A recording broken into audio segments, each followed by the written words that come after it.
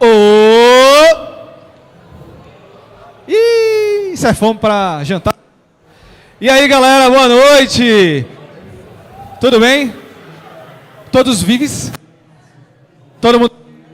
Galera, é o seguinte, vamos dar início à nossa primeira parte das nossas duas palestras geminadas, a palestra de pesquisa de problemas e prototipação de games. Queria que vocês, quem vai estar participando, viesse aqui para frente, porque a ideia é que a gente faça uma conversa mais calorosa, a gente vai trocar umas ideias aqui sobre cases e pontos interessantes para a gente escolher bem o tema e erros que acontecem muito em estúdios de games para que a gente possa evitar dentro do nossa Game Jam e possa aproveitar, escolher o melhor tema, a melhor área, enfim, o melhor enredo. Queria que vocês batessem com muitas palmas aqui o nosso convidado de hoje, o nosso palestrante, Gabriel Braga. Então, palmas para o Gabriel. Oi, gente. Boa, Tudo boa. bem? Gabriel, por favor, se apresenta um pouquinho, fala um pouco do teu currículo. O que é que você está fazendo aqui? Então, gente, meu nome é Gabriel, eu sou formado em jogos pelo IESB, já faz alguns anos. Atualmente, eu trabalho como professor da Game Creators, ok? Nós somos uma escola de criação de jogos para crianças e adolescentes. E é um curso profissionalizante bem legal. Eu também faço parte de um pequeno estúdio indie chamado Ghost Dog. Quem quiser seguir a gente no Twitter pode seguir, a gente é maneiro. Ainda não fizemos nada grande, mas novidades em breve. Opa! Coisa boa, coisa boa. Então, junta tanto uma experiência de escola, né, quanto uma experiência também de bootstrapping, né? Aquela startup ali que está querendo... Estamos em produção ainda. Muito bem, muito bem. Estão trocando a roda do carro com o carro correndo ali. Beleza, vamos sentar, por favor, fica à vontade. Gente, a ideia hoje é fazer uma conversa muito tranquila, né? Explicar um pouquinho sobre os principais pontos que a gente tem encontrados dentro da área de criação de games. E tudo começa com a pesquisa e a abordagem principal que a gente quer colocar dentro do enredo do nosso game.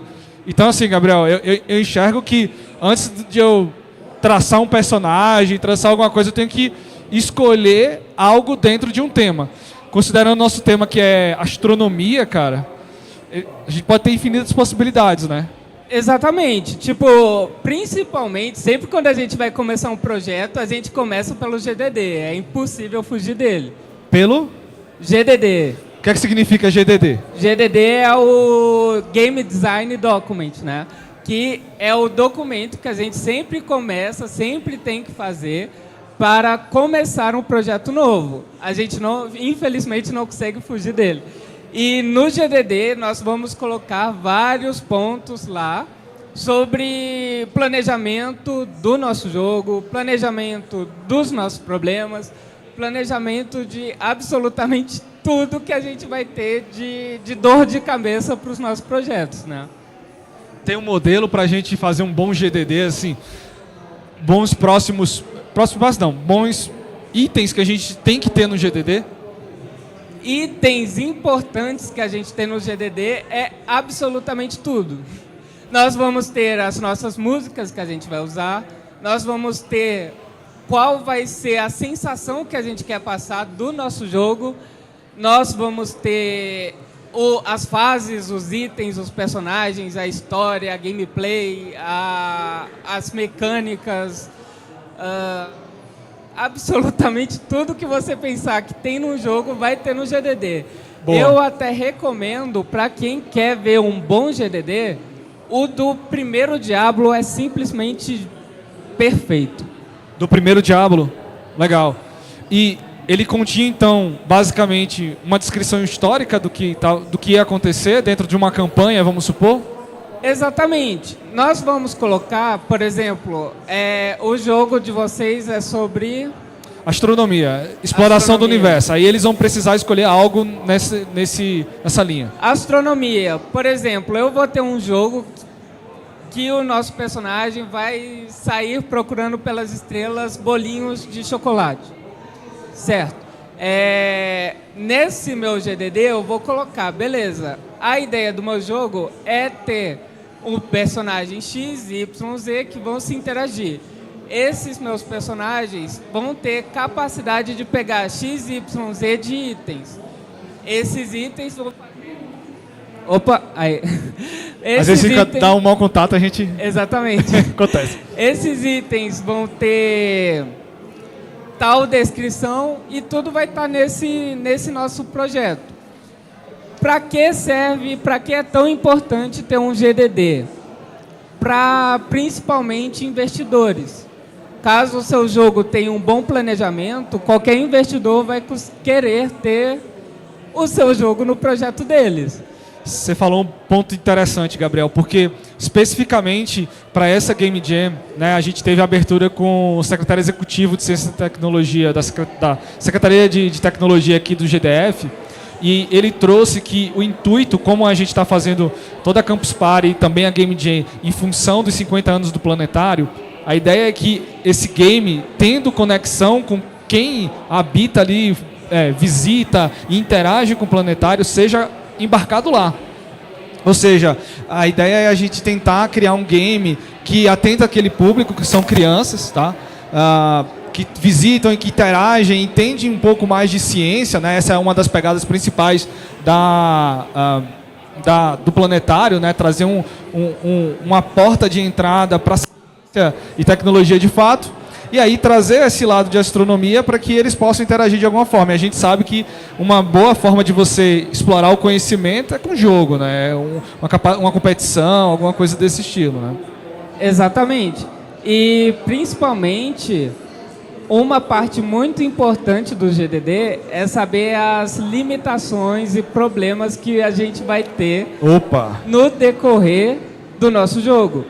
Por exemplo, um investidor vai querer saber quais são as limitações que a gente vai ter. Beleza, nós vamos começar um jogo. Nós temos a tecnologia para fazer esse jogo? Se não, o que a gente vai precisar fazer para ter a tecnologia que a gente vai conseguir produzir o nosso jogo, certo? A gente tem pessoas suficientes no nosso estúdio para fazer o nosso jogo? Se não, quantas pessoas a mais a gente vai ter? Isso são pensamentos que a gente precisa ter desde o começo do nosso projeto. A gente precisa saber qual vai ser o problema que a gente vai conseguir ter para a gente conseguir saber como sair desse problema, principalmente. Boa. Por exemplo, no nosso estúdio a gente começou com algumas pessoas sem saber programação, por exemplo, e eles queriam... A única experiência de programação que eles tiveram é de engenharia, que não tem nada a ver com o jogo. Beleza, a gente tem que estar no nosso projeto DD a parte que, beleza, nosso estúdio não tem muita experiência com programação. A gente vai precisar de pelo menos uns 7 meses de estudo para a gente conseguir ter a possibilidade de começar o nosso projeto. Se a gente tem renda ou não tem renda, tudo isso a gente tem que pesquisar, ver muito a fundo, para a gente não ter problema no futuro sobre alguma bomba que aparece ali no nosso projeto e a gente não faz a menor ideia de como prosseguir, entendeu? Boa. Considerando uma Game Jam que você tem, né, a gente começou agora às 13 horas do dia de hoje, vai até às 13 do dia 30, né, então, média de 48 horas, ininterruptas. Eu acho que faz bastante sentido a gente traduzir esse GDD para, por exemplo, o que a gente consegue construir dentro de um horizonte de 48 horas, o que cabe e o que não cabe para você conseguir desenvolver. E aí, nesse caso, galera, não só, acho, Gabriel, não é só envolver o time de dev, é também envolver o time de criação, né? Tipo, o cara vai conseguir fazer o design daquele personagem, construir aquele cenário de fato que aquele personagem vai interagir, né? Por exemplo, como é que a gente pode traduzir esse planejamento de problema para uma Game Jam? Beleza, a gente vai ter o planejamento do nosso jogo, a gente já teve nossa ideia. Beleza, a gente vai ter que fazer X, Y, Z de coisas. Quanto tempo eu vou ter que passar para fazer X, quanto tempo eu vou precisar para fazer Y, quanto tempo a gente vai precisar para fazer o Z.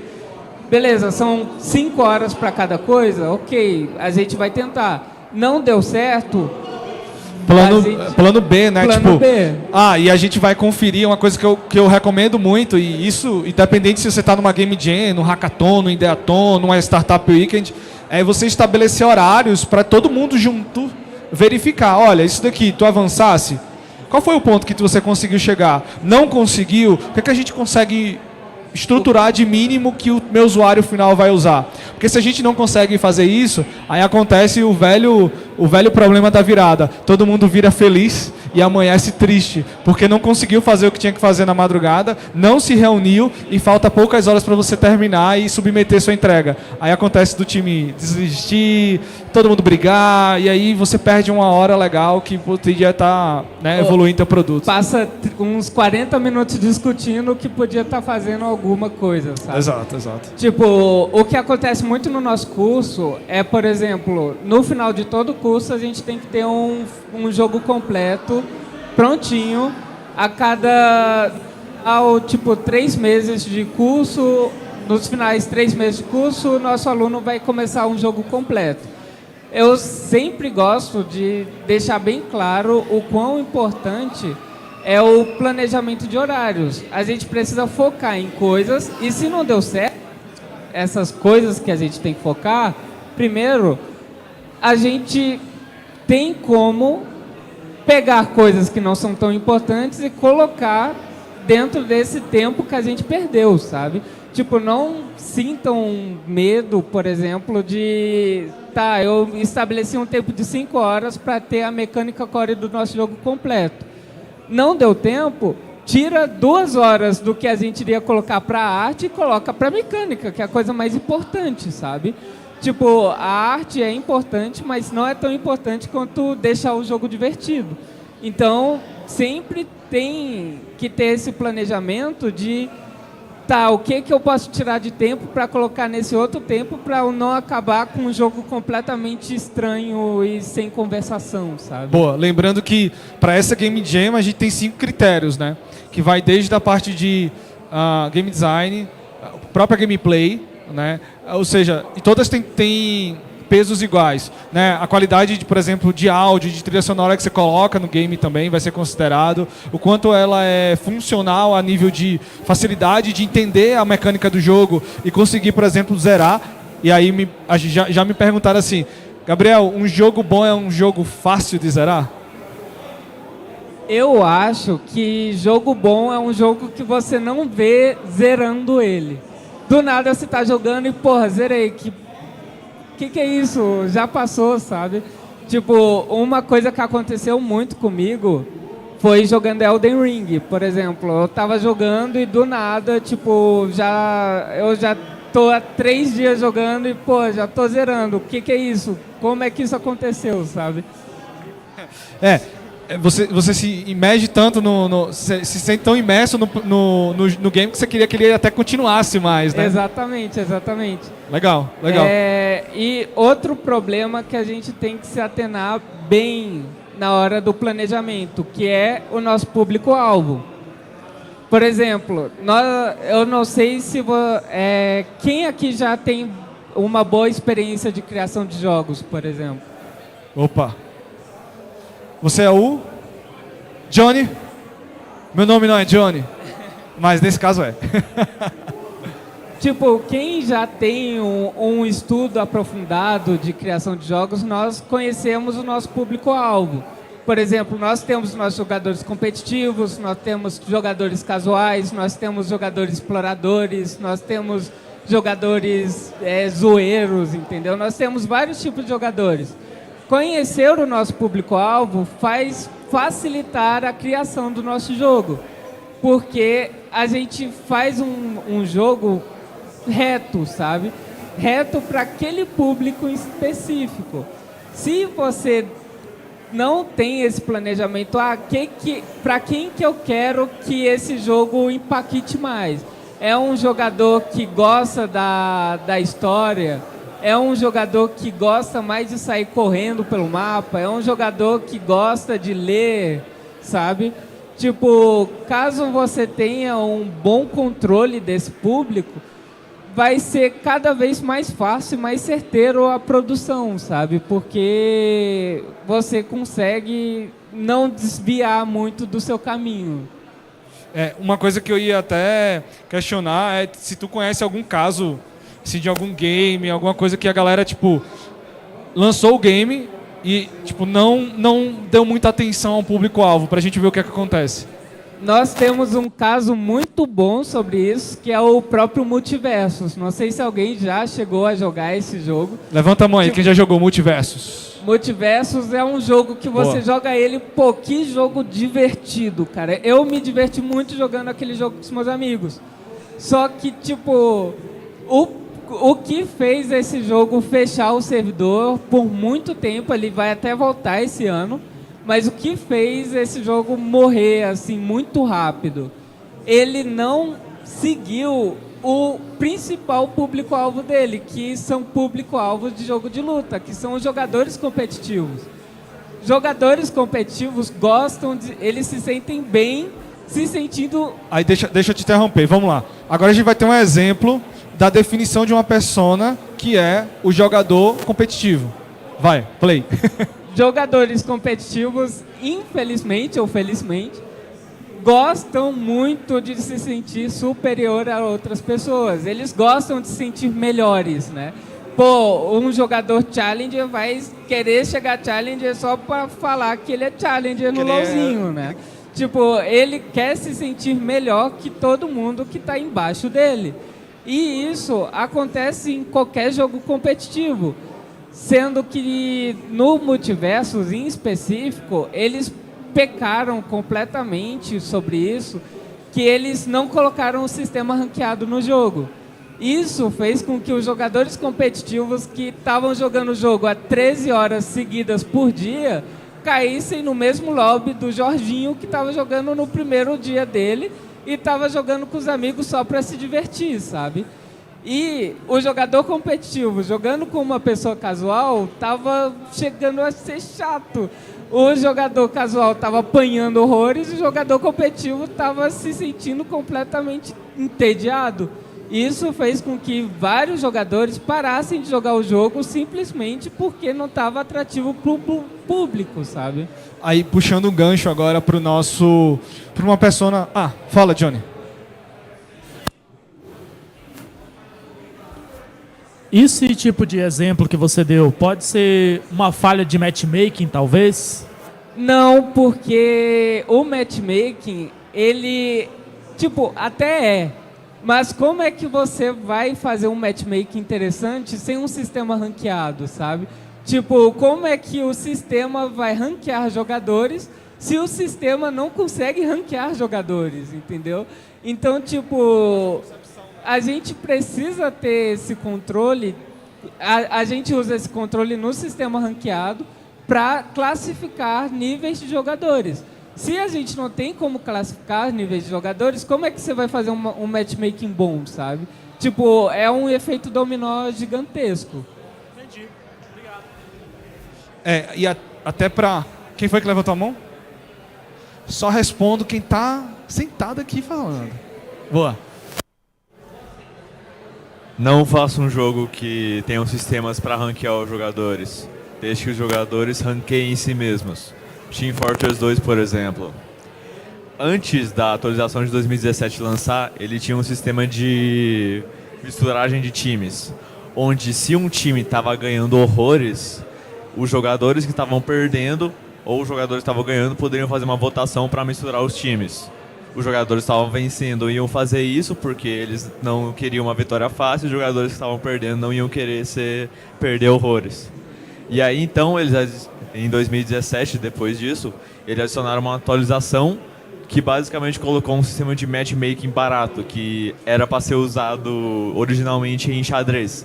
Só que não funciona com Team Fortress 2, porque Team Fortress 2 tem múltiplas classes, com múltiplas diferentes funções, múltiplas armas que dividem o estilo de gameplay de cada classe para algo totalmente ainda mais complexo. Então, ao invés de fazer um jogo que tenta classificar os jogadores, simplesmente deixa os jogadores classificarem si mesmos, implementando sistemas que facilitam isso. Muito interessante. É um assunto que, assim, eu acho que aí a gente pode perceber dois erros, tá? Primeiro, tipo, a proposta é interessante, porém eu acho que a base de cálculo para você poder fazer esse matchmaking, talvez a mecânica tivesse errada. Então, tipo, tinha muita variável que provavelmente a galera não usou para fazer com que a proposta desse certo. Ou seja, a proposta inicial, o propósito de você fazer esse balanceamento, vamos dizer assim, era até interessante, porém a execução foi por água abaixo. E tem outra também, tipo, por exemplo, o seu sistema, sua ideia é muito boa, por exemplo, mas também tem a questão visual, que é muito interessante também de você ter, porque, tipo, você pode se classificar para ser muito... e tá dando certo, você só tá caindo com gente boa e você tá se divertindo. Mas não tem aquele gostinho de falar que, eu sou tal elo, eu sou muito superior, sacou? Tipo, também tem esse gostinho que é gostoso de falar, sabe? É gostoso falar, eu consegui subir de elo depois de tantas e tantas derrotas, sabe? Boa. Uma coisa que eu ia já puxar o fio da meada até para nossa persona principal, que são crianças, e eu acho que entende um pouco mais, hein, Vitor? Uma galera mais no nível educacional.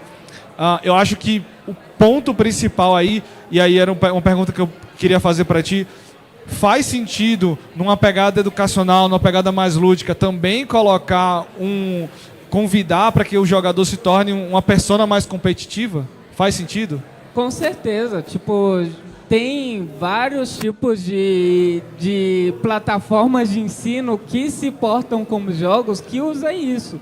É o próprio Duolingo. Duolingo tem um sistema de medalhas que quanto mais você acerta coisas, quanto mais dias você vai entrando no Duolingo e fazendo os exercícios, mais a sua patente vai ficar alta. Uma experiência própria é minha própria mãe que jogou Duolingo e ficava, Gabriel, olha, eu consegui pegar esmeralda no Duolingo, ó, como incrível, entendeu? Tipo, querendo ou não, na própria plataforma de ensino, ter um sistema ranqueado é uma ótima forma de proporcionar aquela sensação de êxtase por ter concluído alguma etapa, sabe? Boa, boa. E aí, acho que uma forma também de você validar esse público-alvo, aproveitando que são estudantes, são crianças, muitas vezes, é utilizar até o ambiente aqui da campus, né? Eu acho que alguns aqui já devem ter visto várias crianças fardadas aqui de escolas de diversas faixas etárias, de diversas origens aqui, né? Eu vi colégios particulares, colégios religiosos, escolas públicas, então várias pessoas aqui interagindo com turmas grandes, e aí eu acho que é o momento que eu até vendo muitas vezes nesse processo de criação quando você entende o público-alvo, você também conversa com ele. Então você também entende, por exemplo, qual é o tipo de game que essa galera usa. Porque você também precisa entender como é que hoje já funciona essa jornada de interação entre aquele público-alvo e o game, independente, tá, se é daquele tema que a gente está trabalhando ou não. A ideia de você encontrar um público-alvo, entender como ele se comporta, vai te trazer muito mais recursos para colocar, por exemplo, o meu game vai envolver 5 teclas. Sempre em computador e vai envolver 5 teclas. Não. Pelo meu estudo de usuário, meu usuário ele só tem celular, ele não tem PC, ou o computador dele não tem recurso gráfico para poder executar meu game, e aí eu vou precisar utilizar celular. Então, é touch. Então, vou ter que me limitar a uma experiência, né, de mobile. Então, eu acho que também faz sentido fazer essa conversa, né, cara? Sempre, sempre. Eu não vou lembrar de nomes agora, mas eu conheço, eu lembro, né, de alguns estúdios que se transformaram para se adequar no público-alvo. Por exemplo, você pode ter um estúdio que o seu primeiro jogo você gostou muito de fazer um jogo de exploração de mundo aberto. Só que no seu segundo jogo, você fez um jogo de luta. O seu terceiro jogo foi um jogo de carro. Aí, por algum motivo, o seu jogo de carro estourou pra caramba, fez muito sucesso. Aí o estúdio começa a se adaptar para aquele público que estourou para começar a se adaptar para jogos de carro, sabe? Isso acontece bastante, bastante. Boa, então, só revisando os fatos, né? E aí, para a gente poder ficar claro para quem chegou um pouquinho depois que a gente começou, a ideia da gente como primeiro passo que a gente recomenda para definir bem um desafio e um problema é você primeiro colocar tudo num papel, colocar tudo que está sendo feito. Então, a modelagem do personagem, o cenário abordado, qual vai ser também, Gabriel, acho que é um ponto bom a gente colocar o que eu posso definir como enredo, né? Porque assim, eu posso criar uma narrativa muito complexa e não conseguir concretizá-la no MVP para submeter até dia 30, né? Exatamente. Tipo, a parte principal de criação de cada projeto é criar o seu documento, que vai ter todo o planejamento do seu jogo e tentar, ao máximo que você conseguir, seguir esse planejamento. Claro, coisas que não estavam planejadas acontecem, mas você tendo um planejamento muito bom do GDD, vai fazer com que essas coisas já vocês conseguem sobrepor esses problemas, sabe? Um exemplo que eu vi, a gente fez uma Flipper Jam semana passada, porque parece que foi ontem. Então, ano passado a gente fez uma Flipper Jam, então existia um Q a mais, né? Aqui a gente está considerando que o computador com uma configuração XPTO consiga executar. Na Flipper Jam você tem que considerar exatamente aquela configuração. Então aqui a gente tem uma abordagem muito clara do tipo qual deve ser a tecnologia, etc, com a engine que você tem que trabalhar, porque é só aquele hardware que vai poder executar. E aí, quando a gente construiu, uma das equipes, eles colocaram uma estratégia muito legal. Eles criaram, o tema era Eles que Lutem. Então, você tinha que criar jogos de batalha, de alguma forma de competição. E aí eles fizeram um jogo de batalha em que você tinha várias fases, e cada fase era um tipo de game que você teria que ter com o seu colega campuseiro do lado. Então ele tentava criar um conceito de interação entre pessoas que não se conheciam. Então vamos supor que a gente estava numa mesma bancada, você tinha que escolher alguém e chamar para jogar no Flipper. E aí durante esse jogo, aí, o primeiro era, por exemplo, quem aperta o botão XYZ mais rápido, quem é que faz tal coisa, quem consegue fugir de algum alvo que está sendo mirado em você primeiro, quem consegue... Aí tinha algumas coisas que imitavam. E aí a estrutura de construção deles, eles conseguiram fazer 5 fases. Mas a estrutura de construção deles foi, a gente vai fazer apenas uma fase. E essa primeira fase vai ser um jogo bem diferente, vai ser uma fase bem legal, e caso o cara passe, aí a gente já cria uma outra fase, totalmente diferente. E aí a estratégia do time foi, se a gente concluir, passa para a próxima. Então a gente teve alguém pensando em possibilidades de jogos diferentes. Então não tinha tipo jogo de lutinha, carinha com a espada batendo em alguém com a espada. Esse foi, eu acho que o último nível, porque eles já tinham passado de vários. Mas tinha um que era tipo, quem consegue ficar em pé na cadeira primeiro. Então você conseguia fazer isso apertando várias vezes, e o cara ficava lá em pé e o outro tentando te empurrar. E aí essa sequência lógica de tipo, ó, conseguimos fazer isso, legal, a gente já tem a mecânica, o game está funcionando, vamos gerar uma nova versão. Eu acho que é a versão mais saudável, vamos dizer assim, para você ter um game competitivo, porque aí você pode mostrar que o game vai crescer e você pode construir mais coisas, né?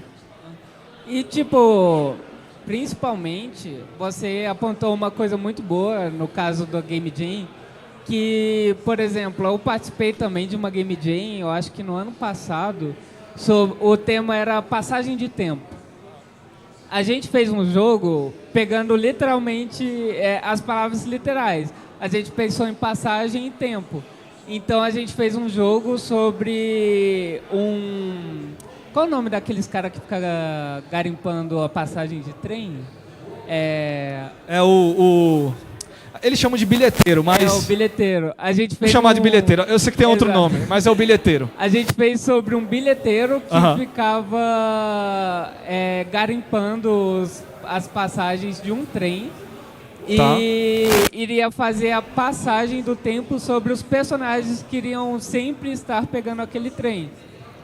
E aconteceram situações muito engraçadas nessa Game Jam. Foram 3 pessoas, eu e mais 2 amigos.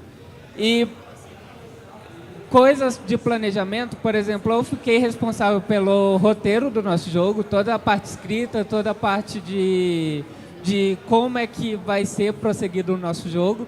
A gente tinha um programador e um artista. E aconteceu de eu ter acabado muito rápido tudo que eu tinha que fazer. O artista estava tendo um pouquinho de problema e o nosso programador estava fazendo coisas de programador. Ele estava seguindo a vida dele, muito feliz programando.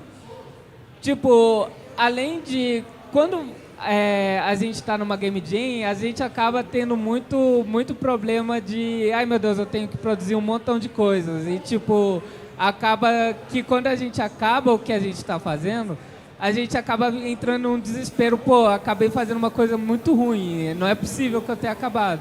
E, tipo, caso aconteça com vocês, não tenham esse problema de primeira. Sempre antes de começar, conversem entre vocês para saber pontos fortes, fracos e médios. Pessoas que têm ponto forte, vai focar naquilo. Pontos médios, caso a pessoa acabou, não tenta ficar colocando coisa que não precisa. Termina o que você fez e o que você é mediano, ajuda com o que você é mediano. Tenta fazer para melhorar, para acabar. Acabou tudo, aí sim a gente pensa, beleza, tá bom o suficiente? É isso mesmo que a gente quer entregar? Tipo, esse tipo de planejamento é muito importante, sabe? Ou seja, a conversa da gente, pessoal, passando por várias áreas, desde você ter um GDD legal, né? Passando também por escolher um time em que você explore, na verdade, as principais habilidades que eles se sentam, né, mais à vontade, e você também entender bem um público-alvo. Pô, Gabriel, mas você não está falando de problema, mas é a composição dessas informações que vão fechar qual de fato vai ser o problema que vai ser o principal enredo, ou a principal narrativa da tua solução, do teu game. E aí tentar construir algo evolutivo. O que significa construir algo evolutivo? Se eu conseguir fazer a mecânica até 11 horas da noite de hoje, eu vou começar a pensar numa nova fase. Se eu conseguir desenvolver uma entrevista legal com 5 alunos da rede estadual, eu vou entender quais são as principais necessidades deles e vou começar a captar uma fase melhor, eu vou começar a entender e fazer um design baseado em algum conhecimento afim deles. Porque uma das coisas que eu acho que também identifica, na verdade, a identidade, né? O que de fato gera uma aproximação daquele jogador com o game vai ser o quanto ele se sente parte desse game, né? Exato. Tipo, finalizando aí a ideia... é que, tipo, conhecendo as suas limitações e as limitações do seu público, basta questão de criatividade, sabe? Você sabe que, por exemplo, é sobre alunos, né? Garotos muito jovens gostam muito de jogos muito rápidos, eles gostam de pulo, de correr, de dar dash, de fazer coisas rápidas, ver coisas na tela. Tipo, com isso, você já consegue afunilar as possibilidades de tema de jogo. Como meu público-alvo gosta muito de coisas na tela, coisas rápidas, eu vou fazer um jogo de corrida que eu vou ter que sair correndo por dimensões e o meu personagem vai fazer pirueta, sabe? Tipo, tendo esse controle e assim, entendimento interno do que você pode fazer, é só questão de produzir o melhor que você conseguir, sabe? Boa. Pessoal, a gente está chegando já ao nosso fim dessa primeira etapa, né? A gente está falando sobre exatamente a parte de identificar uma abordagem do seu game, né? Junto com o Gabriel aqui. Queria saber se alguém tem alguma pergunta, quer trazer algum caso específico do teu projeto, que a ideia, como eu disse, é a gente trocar uma ideia. Então, se vocês quiserem trazer um pouco da dificuldade que vocês estão enfrentando agora, é só levantar a mão, eu levo o microfone, e aí vocês vão poder tirar algumas dúvidas com o Gabriel aqui também. Boa. Se apresenta, seu nome, o nome do seu time e se você fosse um animal, que animal você seria? Opa, André Mesquita, eu estou aqui mais ajudando minha filha mesmo. E a curiosidade que eu tenho é que vocês definiram o Unity como base para desenvolvimento. Tava bem claro lá que não precisava de conhecimento de programação. Eu senti falta de um projetinho base para que as pessoas pudessem começar a partir dele. O que acontece? A equipe da minha filha, o programador, ele está tendo que fazer esse pequeno projetinho base para validar se realmente ele vai conseguir entregar na plataforma que foi solicitada. Então, isso eu acho que falta um pequeno ajuste. Quando você comentou que poderia ser qualquer outra plataforma, eu até fiquei feliz porque, não, beleza, faz no Scratch, tá tudo ok, mas só que lá tá dizendo que, tem que ser no Witch. O Scratch você não tem como colocar no Witch, né? Ele seria um link, né? Você não exporta o Scratch. Então, falta esse detalhezinho aí, tipo assim, se tá dizendo que não tem necessidade de conhecimento de programação, dê pelo menos um facilitador. Essa eu posso responder. Em relação a isso, a gente tem várias plataformas de no-code. Eu estava com uma aqui aberta, eu acho que é a GDev. E ela é uma plataforma de no-code para game. Então você consegue construir game, utilizar aplicações físicas, enfim. Você tem algumas aplicações que trabalham com no-code para isso. Quando a gente trabalha com coisas que você não sabe desenvolver e que você vai utilizar uma ferramenta já que vai pré-fabricar esse game para ti, a única coisa que a gente pede são os acessos. Então eu tinha falado na abertura. Gabriel, não tem um programador, mas encontrei uma plataforma legal que mostra esse game funcionando. Legal, então deixa a gente acessar ele para ver como você construir esse fluxo. O nosso princípio aqui não é ver a qualidade do código, tá, gente? Porque a gente sabe que em 48 horas a gente vai construir um potencial de produto e não um produto final. Mas a gente quer ver o quanto vocês se esforçaram para isso. Então, pode ficar tranquilo quanto a isso, pode utilizar qualquer outra plataforma. A única coisa é que na hora da submissão, fornecer um acesso para que a gente possa visualizar isso, entendeu? Respondi a tua pergunta? Respondeu, mas gerou uma outra aí que eu gostaria de saber, porque se der na telha eu até monto uma equipe. Então eu posso entregar o jogo direto no hardware, então. Que estaria todo o ambiente aqui. Vamos lá. A gente precisa ver o game funcionando. Isso é uma pergunta interessante. A gente precisa ver o game rodando. Se tu vai emular ou se tu vai deixar isso disponível com a gente precisa identificar e no momento que a gente for fazer a avaliação, nesse caso específico, a sala disponibiliza de uma televisão para a gente expor o game e que a banca avaliadora vai poder assistir. Então, no teu caso, né, e aí para quem também já tiver um hardware próprio, um caso de uma Flipper Jam, por exemplo, que a gente quando era uma Flipper, a gente deixava o fliperama lá. Então você emulava o game lá, a gente já deixava a configuração. Nesse teu caso, como é Game Jam, a gente pode também deixar disponível, porém, se você quiser trazer pra gente, você cede e a gente devolve, tá? Não vou, não vou pegar hardware, mas eu vou precisar, por exemplo, esse daqui precisa de 2 controles, um cabo HDMI e um cabo de força. Eu vou precisar que você me entregue tudo isso pra gente poder emular e tudo isso até o prazo de 13 horas, tá? Gabriel, para quem está no remoto, pode fazer isso? Se você tiver alguém em Brasília que venha trazer isso para a gente até o prazo de 13 horas, tá válido. Tá? A ideia é, de fato, facilitar para que você consiga, estou criando essa experiência, esse game é possível. Beleza, traz o que o ambiente necessário para que a gente possa rodar ele e mostrar essa experiência por causa daqueles critérios. Então, eu vou querer ver o game design, eu vou querer ver a qualidade de áudio, eu vou querer ver o quanto a experiência... Gabriel, tá aqui tudo certo, eu testei aqui, mostra uma sugestão, né? No material que você for submeter, eu filmaria ele funcionando nesse hardware, para a gente ver vocês testando e a gente também testar. Saca? Fazendo isso... Fazendo isso, 100% possível, está dentro dos conformes aí da competição. Boa. Mais alguma dúvida, gente? Vamos lá. Nome do time, e se você fosse animal, que animal você seria? Poxa, tá. Rodrigo, meu nome, nosso time é Planetários. E se eu fosse um animal,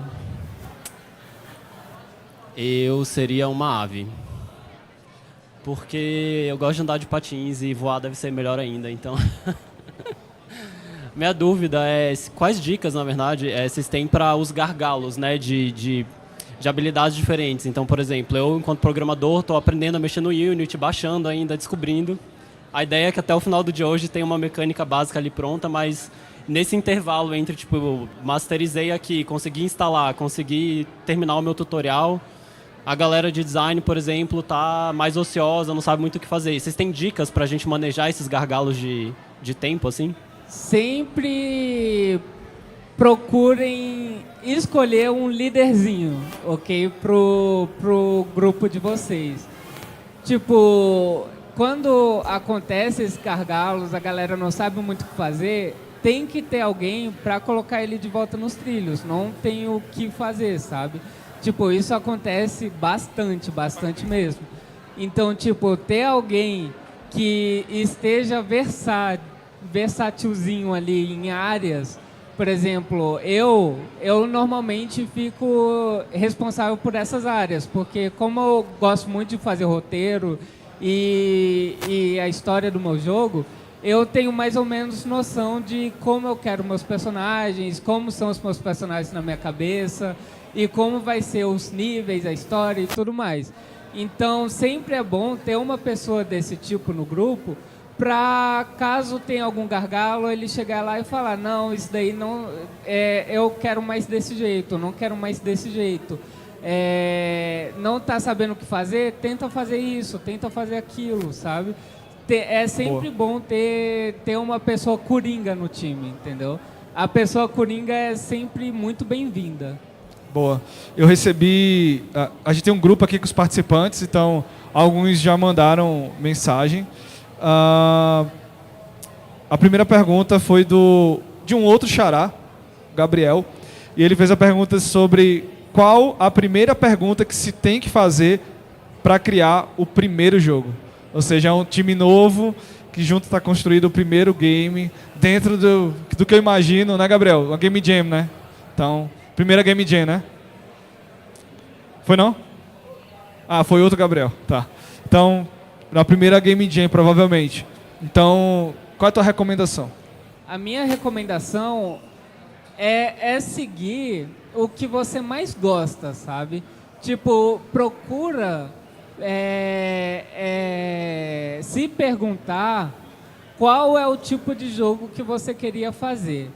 Beleza, ele é muito difícil, simplifique, certo? Tipo, quanto mais amor você vai sentir, quanto mais carinho você tem, tipo, melhor vai ser o que vai dar, o resultado, sabe?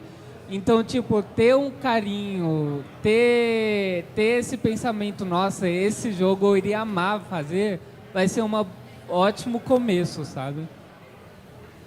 Boa. O pessoal acabou de falar sobre... Começaram a comentar aqui no grupo sobre plataformas low-code ou no-code para games, né? E aí indicaram o GDevelop e o Construct 2. O próprio André... O próprio André falou do Scratch também, né? Que são plataformas low-code e no-code. Novamente, nosso intuito é trazer um acelerador de construção de game. E aí, beleza. Existe uma pegada tradicionalista de que o gamer tem que desenvolver seu próprio código, que também vem do desenvolvimento de software também. Só que, né, low-code e no-code é o futuro e, assim, eu acho que é um pouco dos dois para você conseguir construir um jogo robusto, né? Eu recebo mais essa pergunta do que vocês imaginam dos meus alunos. Eu tenho uns alunos que chegam, professor, eu programo na Unreal, eu foco na Unity, a gente vê Construct também, qual é que eu tenho que focar? Qual é o melhor? Eu sempre falo que não existe engine melhor de criação de jogos. A melhor engine é que você tem mais facilidade de produzir, sabe? Tipo, um cara absurdamente bom em Construct vai fazer o mesmo jogo 2D que uma pessoa que produz na Unity ou na Unreal, sabe? Tipo, não existe uma engine melhor.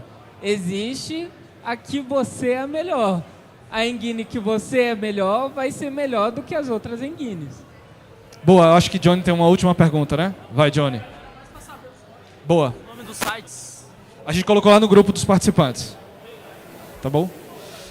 Mas, continuando essa pergunta, Vai. as que eu recomendo sempre vão ser...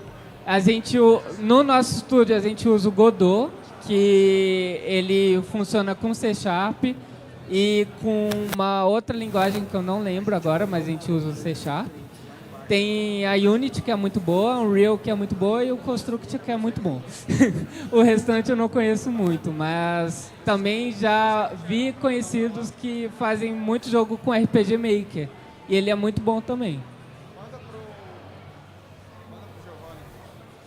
Tô só... Gente, só rapidamente, tá? Primeiro eu queria que vocês batessem palma pro Gabriel. Agradecer aí. Gabriel vai estar pela campus esses dias, né, Gabriel? Eu vou estar só hoje. Tá ralando ainda, né?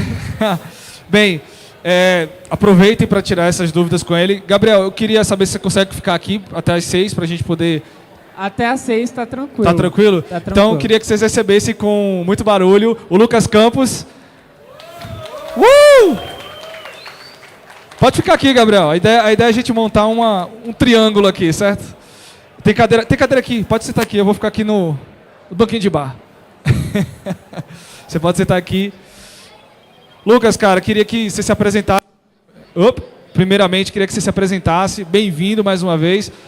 Seguindo a nossa sequência, a gente falou um pouco sobre escopo, problematização, desafios para se montar um time e construir o mínimo viável. Hoje a ideia é a gente continuar essa conversa, Lucas. A gente já começou a introduzir um pouco sobre no-code para game, que também está válido aqui dentro dessa Game Jam. Tá? A gente é super aberto a receber esse tipo de coisa, contanto que tenha os devidos acessos para a gente avaliar o quanto foi evoluído o fluxo, concepção e criação.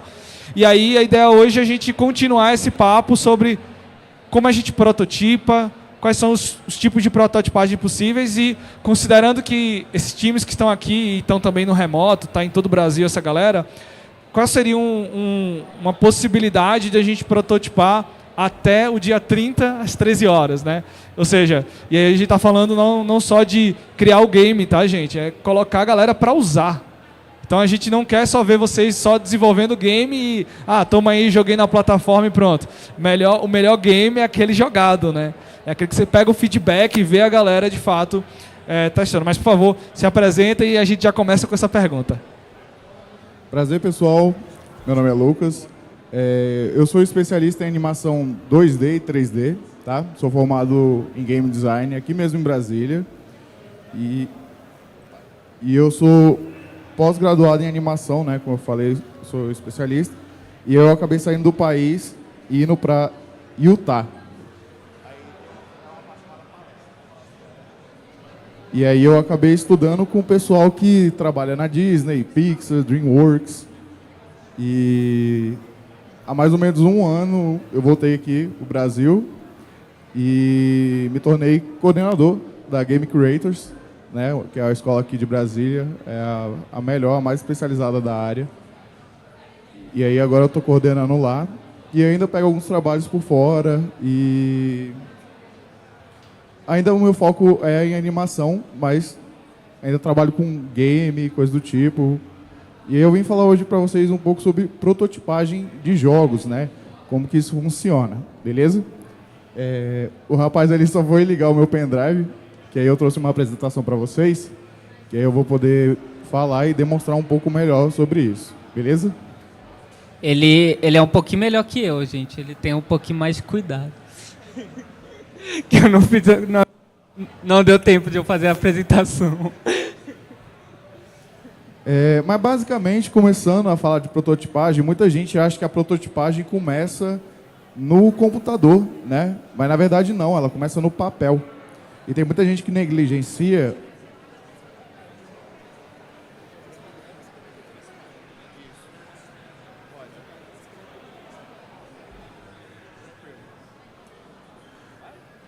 E começa pelo papel, que é o GDD, né? Eu acho que vocês já devem ter conhecido ele, né? Que é o Game Design Document. que basicamente é a Bíblia, onde tudo que a gente vai colocar dentro do jogo tá lá. Então, inclui mecânica, jogabilidade, ideia, personagem, cenário, como que o personagem se comporta em certo tipo de cenário e coisas do tipo, né? Então, a prototipagem, inicialmente, ela começa no papel. Então, eu trouxe aqui esse documento, basicamente mostrando como começa um GDD, né? Tanto que eu coloquei ali que é a versão 1.0, porque esse documento ele é extremamente mutável. O que é isso que quer dizer? Que a cada vez que você estiver trabalhando no seu jogo, você pode mudar isso aqui, tá? Dependendo. O Hollow Knight, por exemplo, ele começou como um jogo de 8 direções e aí se tornou um jogo plataforma. Então, a ideia pode evoluir e mudar de acordo com como o seu projeto vai andando, certo? E aí a gente começa aqui com o título do jogo, né? Os autores e a versão, né? Eu também gosto de colocar a data aqui e de onde ele é feito para virar realmente um documento, beleza? Isso aqui serve tanto para você e sua equipe saber o caminho, tanto quanto o autor do jogo não se perder, né? Porque às vezes você vai criando uma ideia e acaba se perdendo no meio do caminho. Isso aqui te ajuda a te dar um norte. Por isso que eu falo que a prototipagem começa no papel, beleza? Pode descer um pouquinho as imagens que eu vou mostrar, né?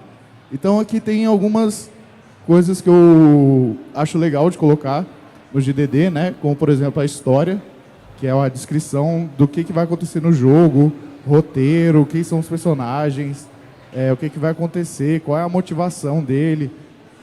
Basicamente, jornada do herói, né? Eu acho que todo mundo já ouviu esse termo, que ele está bem famoso hoje em dia. E aí também algumas coisas sobre gameplay, né? Que fala sobre descrição de mecânica de jogo. Como eu falei, às vezes o personagem está dentro da água, ou ele passa pela neve e aí ele desacelera, muda o estilo de animação, esse tipo de coisa. Porque a prototipagem a gente precisa saber exatamente o que vai acontecer dentro do jogo para a gente começar a fazer no computador, beleza? Então aqui são algumas etapas que eu acho legal. Pode passar para a próxima página também. E aí é só continuando, né, sobre a gameplay, né?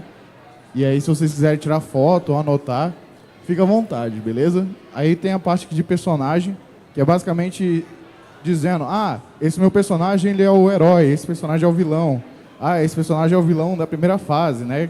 Eu acho que todo mundo aqui já jogou um RPG que sempre é uma gosminha azul, verde ou rosa no começo do jogo, né? Que é pra mostrar que o personagem ele é mais fácil, que ele é mais tranquilo. Beleza? Então a gente vai colocando tudo só dar uma observação, Lucas. A gente vai deixar esse documento disponível lá na plataforma da gente, que é onde está todos os times e assim por diante. Então, esse doc, galera, a gente vai colocar lá na Grid, tá? Quem ainda não se cadastrou na Grid, que está na Game Jam, não me deixem doidos. Se inscrevam. Agora. Nesse momento. Aliás, depois que o Lucas falar. Beleza? Então a gente vai deixar esses documentos e também... Eu dou 5 minutinhos aí pra galera entrar. Não. Vou todo mundo escutar você, depois a gente entender a necessidade. A gente começou a falar na fala do Gabriel, não foi, Gabriel? A gente já falou sobre esse documento e aqui a gente tem um template. Então assim, tá bem mastigado, cara. Isso aqui é basicamente o feijão com arroz, né, gente? É as principais coisas que você vai colocar no GDD. Porque, como eu falei, né, ele é extremamente mutável. Então, às vezes, você vai colocar mais coisa ou, às vezes, até menos, né? Se for um jogo puzzle que não tem nem personagem, então, por exemplo, essa parte aqui você descarta, sabe? Você foca mais naquela parte da mecânica, o que acontece. Às vezes, colocar estilos de animação. Tem muita gente que coloca os sketches, né? Tipo, uns rabiscos lá, mostrando como que vai funcionar tal coisa. Tem gente, se vocês procurarem no YouTube, vocês vão achar gente fazendo prototipagem literalmente no papel. Tipo, de pegar o papel e fazer tipo um flipbook de como as coisas vão acontecer. Então, o começo é bem rabiscado assim mesmo, é bem cru. A gente não tem uma parada mais visual, né? E até a gente ter algo visual, demora um pouquinho. Boa, aí, próximo. Pode ir passando. Boa. Aí, sobre controles, né? Basicamente, como que o usuário vai jogar o jogo. Então, seja um jogo mobile, seja um jogo para PC, seja um jogo para console, seja um híbrido, né, que vai em todas as plataformas, você tem que identificar como que o usuário vai jogar isso daqui e colocar dentro do seu jogo, né? Então, às vezes, dependendo de como que ele vai funcionar, se, por exemplo, for um jogo só para console, você não vai se preocupar em colocar atalho de teclado ou de mobile, esse tipo de coisa. Você só vai focar no controle, né? Você bota o gamepad ali e programa diretamente para o gamepad. E aí já, se você fizer para outras plataformas também, você tem que ter essa preocupação se a galera do mobile vai ter a mesma experiência da galera do console, da galera do PC, beleza? Então isso aqui é uma parte que eu acho que em nenhum jogo pode faltar, que é uma parte que Isso. tem que se preocupar. Até porque, cara, só para você entender, dentro dos critérios de avaliação que a gente vai ter, vai existir exatamente o de quão funcional você está trazendo como proposta de game. Então, tipo, Exato. utiliza um teclado. Tá, mas deveria ser um teclado? Tô usando celular, mas são quantas teclas para que a jornada aconteça, saca? Sim, e principalmente no teclado, gente, vocês têm que ter uma atenção maior, porque, cara, eu lembro até hoje, quando eu estava começando na área, eu fui testar um jogo de um colega de classe, e aí o jogo só abriu, rodou o menu ali e entrou dentro do jogo. Eu não conseguia fazer nada, porque, pensa o seguinte, eu sei que tem aquela ideia chata de que hoje em dia os jogos são muito mastigados e você toda hora tem um balãozinho gritando na tua cara, você tem que fazer isso, você tem que apertar tal coisa. Mas no teclado, gente, o tanto de tecla que tem ali, se você não indicar pro jogador o que ele tem que fazer, ele fica perdido, ele vai ficar apertando todos os botões até sair alguma coisa. E isso prejudica demais a experiência de quem está jogando. Boa. Opa, André, fala lá.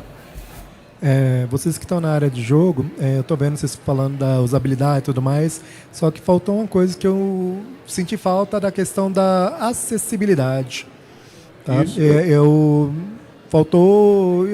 Tipo assim, hoje em dia com Raspberry Pi Pico, Arduino, então você consegue fazer alguns hardwares para interagir bem com o jogo para pessoas deficientes.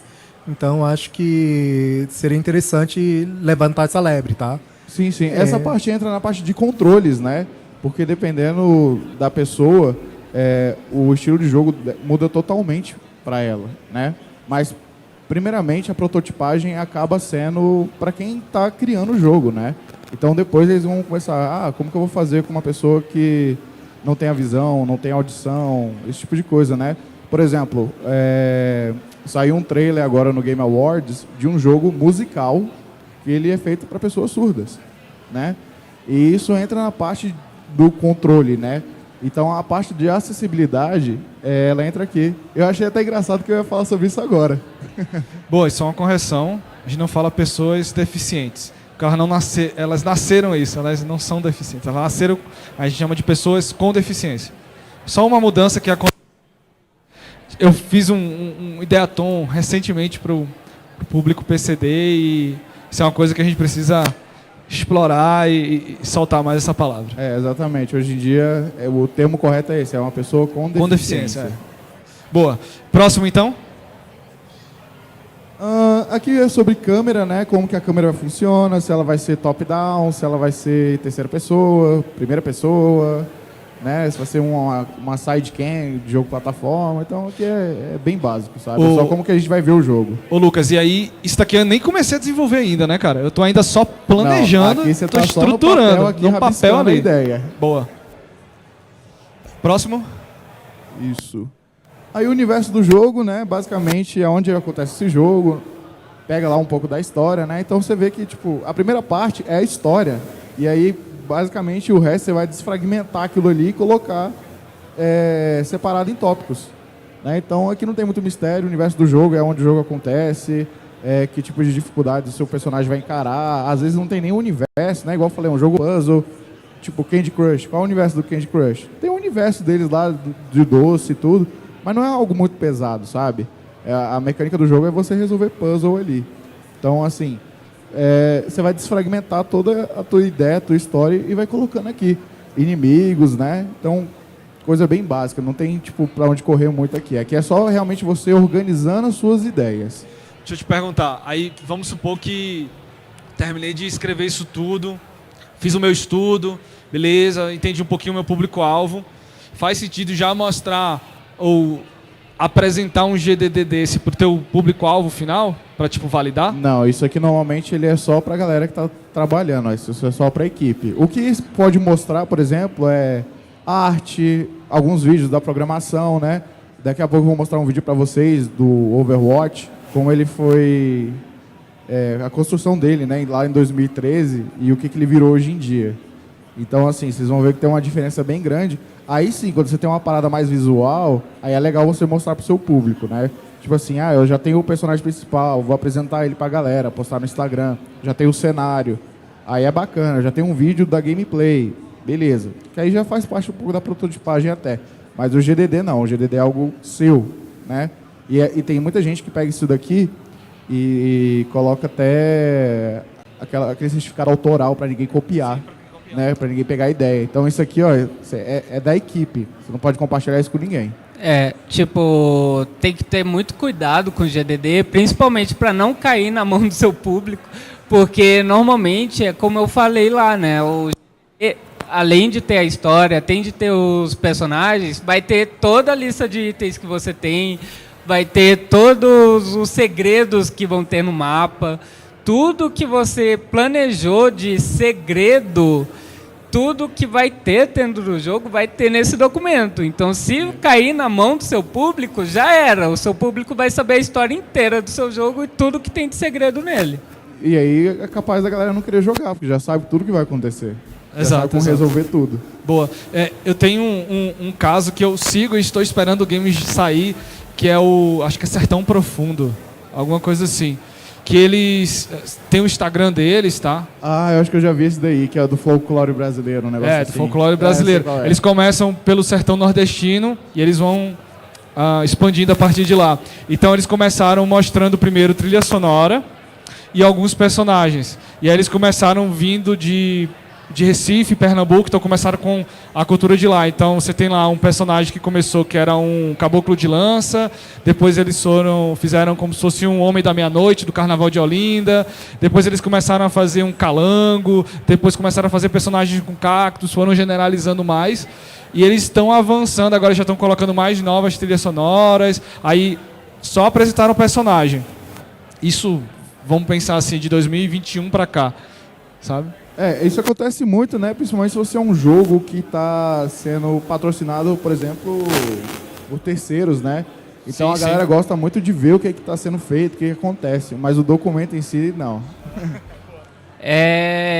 Normalmente, o GDD só vai ser entregue para todo mundo da equipe e possíveis investidores para eles verem o quão trabalhado tá o seu projeto, tá? Então, tipo, não passe seu GDD para ninguém, que não seja investidores ou o seu próprio time.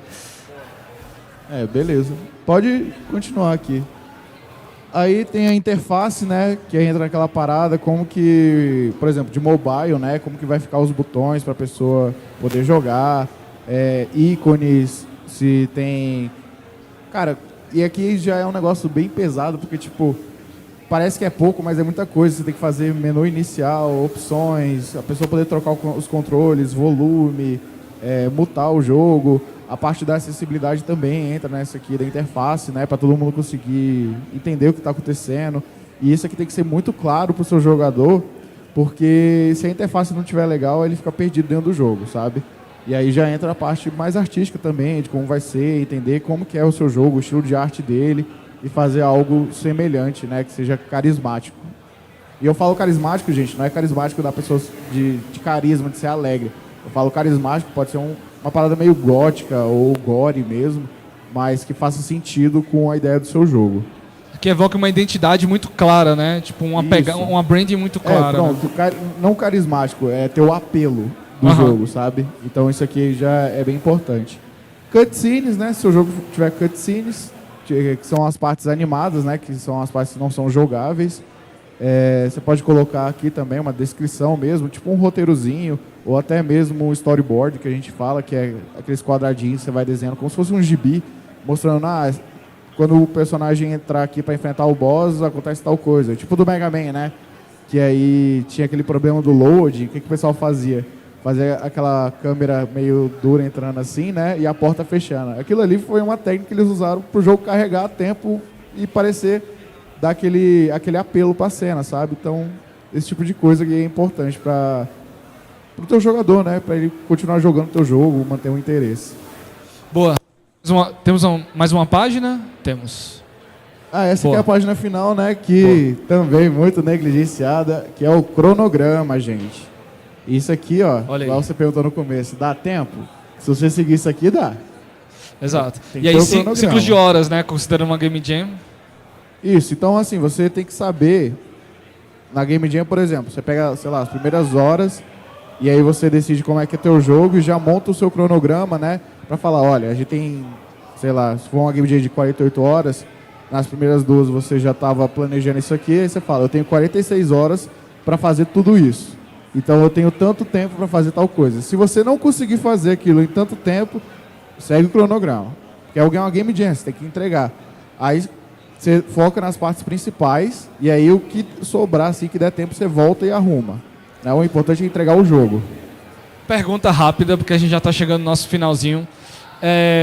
Um GDD vai como material de submissão dentro de uma Game Jam? Considerando que só quem vai ver são avaliadores, né? A gente não disponibiliza o material para o público, Entendi. considerando o GDD, né? Eu acho que não, acho que tem muita gente que trabalha sem GDD e dá certo, mas assim, pra quem tá começando, isso aqui é um norte muito grande, sabe? Depois que você pega o hábito de fazer vários jogos, você já sabe como é que é o workflow, e aí você nem precisa disso aqui, você vai pelo tato mesmo. Isso aqui é bem no começo. Mas assim, jogo AAA, por exemplo, tem isso daqui. Não tem como fugir. Tipo, Agora a Game Jam é de boa. tipo, a partir da sua 4ª ou 5ª Game Jam, tipo, você já se acostuma com o tempo, sacou? Você sabe que nas últimas 3 vezes eu consegui fazer a programação em 5 horas. Aqui tá tranquilo. A arte acabou atrasando um pouquinho, então eu vou tirar um pouquinho de tal coisa e colocar nisso.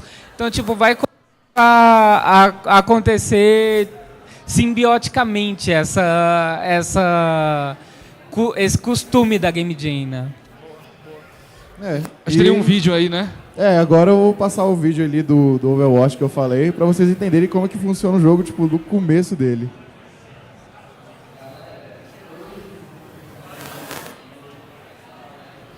Então aqui tá o Overwatch, isso aqui é o modelo da Tracer, tá? Ela foi a primeira personagem feita dentro do jogo. E aí ele começa assim, tipo, tudo blocado mesmo, sem nada, só polígono. E aí eu acho que eles até deram um carinho a mais, que tem umas mãos aqui. Mas o negócio é bem blocado, né? Testando movimentação, tiro. Aí aqui já entra um pouquinho de efeitos especiais, né? E os objetos quebrando.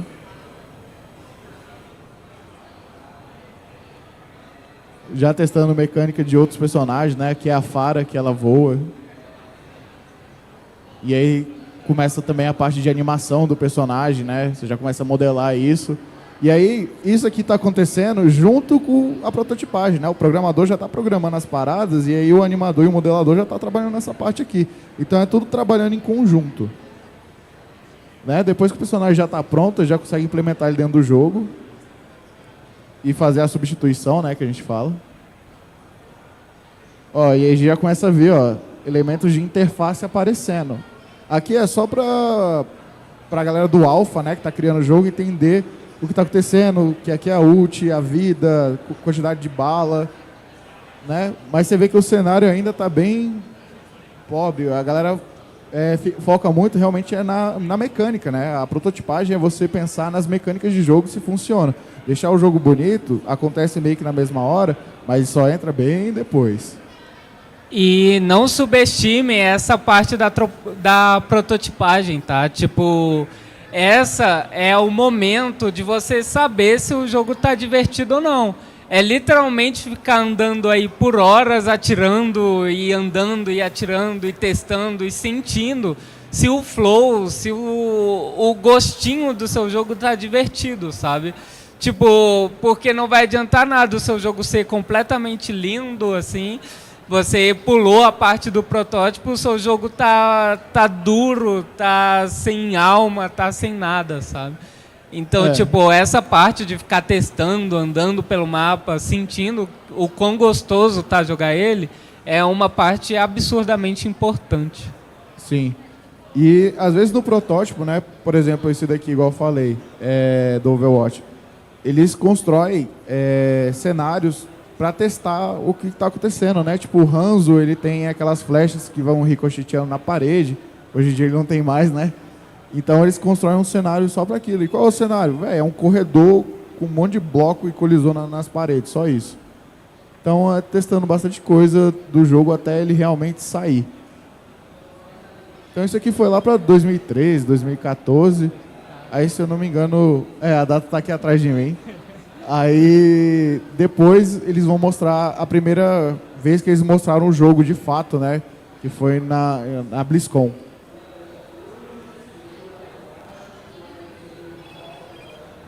Então, tipo, sem muito efeito, só pra ver se tá funcionando as paradas. Depois você coloca partícula, coloca o personagem bonitinho, coloca cenário. A prototipagem é pra ser um negócio bem feio mesmo, mas jogável. Se no protótipo tá funcionando, na hora que você for implementar a beleza do jogo, ele só tende a melhorar.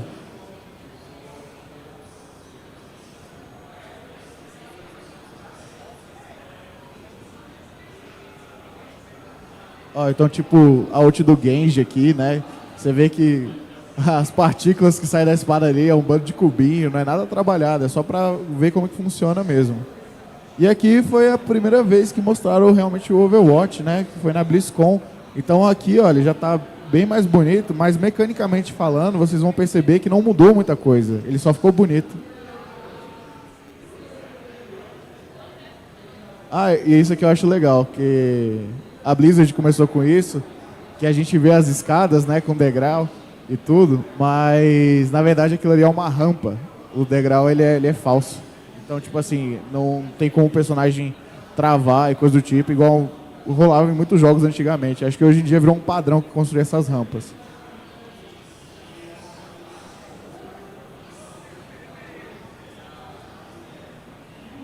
Então a gente vê que o jogo realmente não mudou muita coisa. Ele só está realmente com a arte implementada, as animações, a interface deu uma mudada, beleza? E aí o protótipo é basicamente isso. É você programar teu jogo com cubo, com o que você tem, enquanto a pessoa da arte está trabalhando nele. E deixar ele o mais jogável possível. Beleza? Então, vamos para as perguntas? Vamos para um momentinho de perguntas rapidinho. Deixa eu só espelhar aqui fazer um pequeno ajuste. Aí só... Gente, temos perguntas, considerações, dúvidas, dores, desespero já? Um pouco, né? Sempre. Lucas, eu venho do contexto tradicional de software, né, de desenvolvimento de software, que é mais aplicação web e tudo. E tem o debate entre o planejamento de projeto em cascata e o planejamento de projeto na metodologia ágil, que é uma parada mais tipo semana a semana ou sprint a sprint, né? Como, pelo que você me mostrou, tanto do cronograma, né, do seu GDD, quanto do que me pareceu ser a grande entrega de um jogo do Overwatch, né, isso tem uma cara mais de waterfall, né, de cascata. Você faz um planejamento a muito longo prazo. E como que é isso, assim, no seu entendimento do desenvolvimento de um jogo, assim, tipo... O que é importante para você entender que é um passo para frente que você está dando, que não vai ser o jogo inteiro, né? A gente, por exemplo, aqui não tem tempo para fazer um jogo tão incrível quanto, né? A gente tem um tempo limitado, então como que você enxerga isso do planejamento muito a longo prazo, tipo, gastar seu tempo fazendo um GDD, pensando aqui em todas as horas da sua hackathon versus, tipo, tentar dar um passo de cada vez, assim? Eu não sei se é a sua primeira GDD, né? Mas toda a primeira GDD que a gente... Game Jam que a gente faz... A gente começa a pensar muito grande, achando que dá tempo de fazer muita coisa. E a ideia da Game Jam é você deixar ela mais simples, né? Com mecânicas simples, que sejam divertidas. Porque a grande maioria dos jogos indies, se você olhar, mecanicamente falando, eles não são muito diferentes uns dos outros. O que conquista o coração da galera é a história e a arte, né? Então, a parte que mais demora, assim... é a programação, porque na arte, se a pessoa sabe o que está fazendo, na animação sabe o que está fazendo, é só questão de tempo de sair. Agora, na programação, dependendo do que você colocar no seu jogo, você vai ter que fazer muito teste, você tem que bolar um bando de código ali, testar um monte de coisa até tá funcionando, entendeu? Então se você deixa a mecânica do jogo mais simples, você consegue fazer isso a tempo. Agora se for um jogo que você não tem essa data para entregar, aí o cronograma serve mais para você manter aquela rotina de estar fazendo a parada acontecer, né? Porque tem muita gente que fala tipo assim, não, eu tenho tempo, não sei o que, vai deixando meio de lado. Mas na Game Jam é um negócio, tipo, é o keep it simple, né? Porque se você... Eu sei que a gente tem umas ideias, às vezes, elaborantes, assim, que a gente quer fazer, mas tem que saber o momento de usar elas. E na Game Jam, às vezes, não é o momento certo. A Game Jam é mais para você pegar o workflow das coisas, você se mostrar assim também, né? Você mostrar que você trabalha com jogos e isso, que você tem ideias legais. Agora, um jogo pessoal, você consegue fazer um negócio mais elaborante, né? O Estágio Vale, por exemplo, ele foi um jogo que foi feito por uma pessoa, né? Eu acho que ele demorou uns 5 anos aí para fazer. E uma coisa também para adicionar nessa sua pergunta, quando não tem questão de tempo assim, igual o Lucas falou, sempre é na conversa, sacou? Tipo, você vai chegar nos integrantes do estúdio e falar, beleza, quanto tempo vocês têm para deixar só pro estúdio? Eu tenho 5 horas do meu dia para colocar apenas pro estúdio. Beleza, se o cara tem 5 horas para entregar pro estúdio, você vai dizer aí então que ele vai estar 3 horas dessa produzindo. Então aí é mais pela lógica, sabe? Tipo, beleza, ele tem 3 horas por semana para fazer o que eu quero que ele faça.